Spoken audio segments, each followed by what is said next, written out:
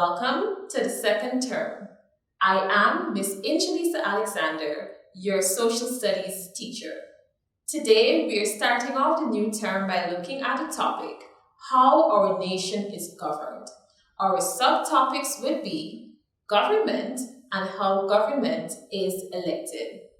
During this session, you may want to pay keen attention to some key concepts that would be used, such as government, politician, technocrat, electoral system, and democracy. In this session, you will be required to do takeaway activities. It may require you to work independently or seek assistance from others as you gather your information. These activities are aimed to help you have a better understanding of the concepts and apply the topic to our society. Are you ready to start? Let's get right into the session. What are our objectives? Students should be able to 1. Properly define government. 2. Identify and briefly describe the two groups that make up government. 3. Identify and explain the system of elected government. And 4. Identify formally elected Guyanese presidents. What is government? This concept is by no way strange to you since you learned what government is in grade 7. In the New Horizon Book 1, it was said that government is the way in which a group or organization is ruled. This concept can be applied to institutions such as the family, school, religious entities such as churches, mosques, mandirs, even to sports clubs, villages, and towns. In this session, however, we will explore another aspect of the concept by describing the government of our country. Government is defined as a group or body of persons elected or selected to rule a country, state, district, or other similar area. Government is usually made up of two groups. Those are 1. The elected, known as politicians, and 2. Skilled public servants, known as technocrats. Let's take a look into what these two groups actually are and how they function. The elected group. This group is made up of politicians who are chosen when we have national and regional elections. Elected politicians become ministers, they form the cabinet, some of them become members of parliament, and they may even serve on special parliamentary committees. Can you identify any of our current politicians? Now that's one of your takeaway activities for today. Let's move on to the skilled public servants. The skilled public servants are also known as technocrats. Technocrats are qualified in specific areas of administration and technical work and are appointed to work for the elected government.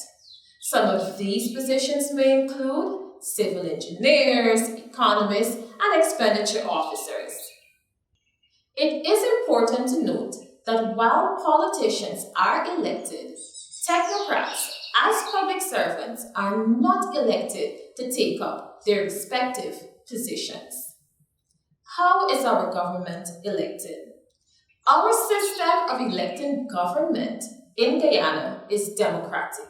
Now, what does that mean? Democratic is taken from the word democracy.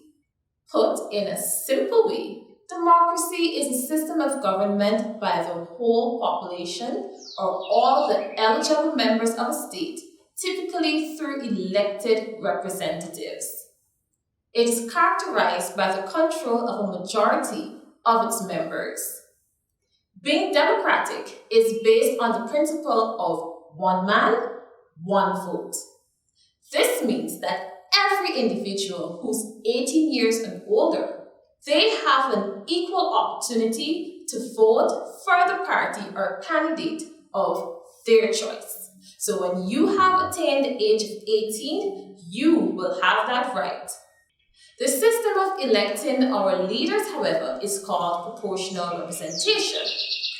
Simply put, proportional representation is the idea that seats in Parliament should be proportional to the votes cast. Altogether, 65 elected members make up our National Assembly. Proportional representation will be discussed further in our next session.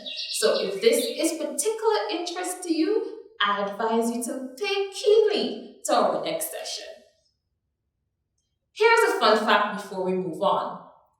It is interesting to note that prior to independence from the British colonialists, the electoral system of first past the post was used in British Guyana.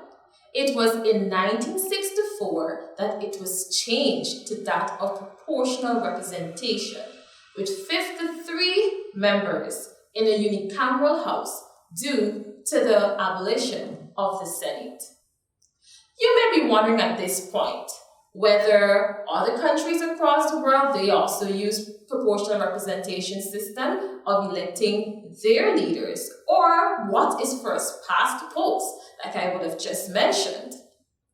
While other countries may use a system similar to that of Guyana's, other countries use different systems.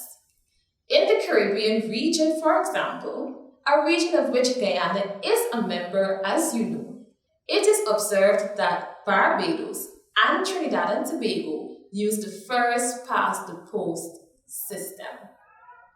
With the first past the post system, each voter makes a mark next to one candidate on the ballot paper. First past the post is a popularity voting system. The candidate who wins the most votes in each constituency is elected. Let's take a look at the history of our electoral system. According to the Constitution of Guyana, elections should be held every 5 years. Since independence in 1966, there have been many parties, both major and small, contesting the elections. At one point in time, the major parties were known as 1. The People's National Congress, PNC, 2. The People's Progressive Party Civic, PPPC, 3. The United Force, and 4. The Working Force Alliance for Guyana. Small parties usually tend to emerge just before the national elections to contest the elections. Here is a takeaway activity.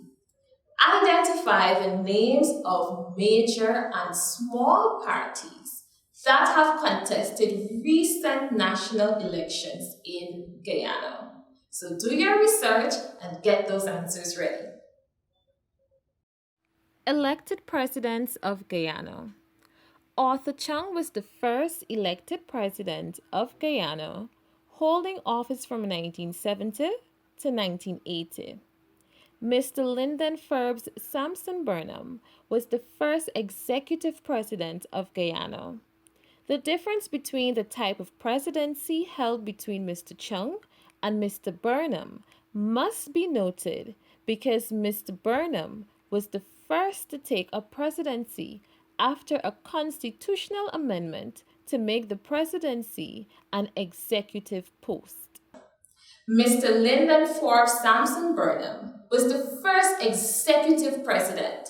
He was the then leader of the People's National Congress, PNC party, who governed the country from 1964 to 1992. Following his death in 1985, Mr. U. Desmond Hoyt became the leader of the PNC and also leader of government. In October of 1992, the PPPC was elected to form a new government under the leadership of Dr. Cheddi Jagan. Dr. Jagan served as president for 5 years. In March of 1997, Dr. Jagan died, and after his death, the then Prime Minister, Samuel Hines, filled the vacant post as president. The PPPC was elected again to form government in December of 1997, with Mrs. Jagan, wife of the late Dr. Cheddi Jagan, becoming president. Mrs. Jagan was the first female president of Guyana. Due to ill health, Mrs. Jagan resigned as president in August of 1999. Immediately after, Mr. Barrett Jagdeo was sworn in as Guyana's sixth executive president at the age of 35 years.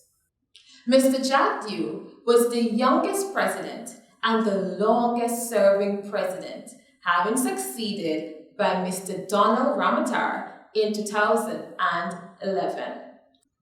So, I now have a question for you, and I believe that you will get it correct.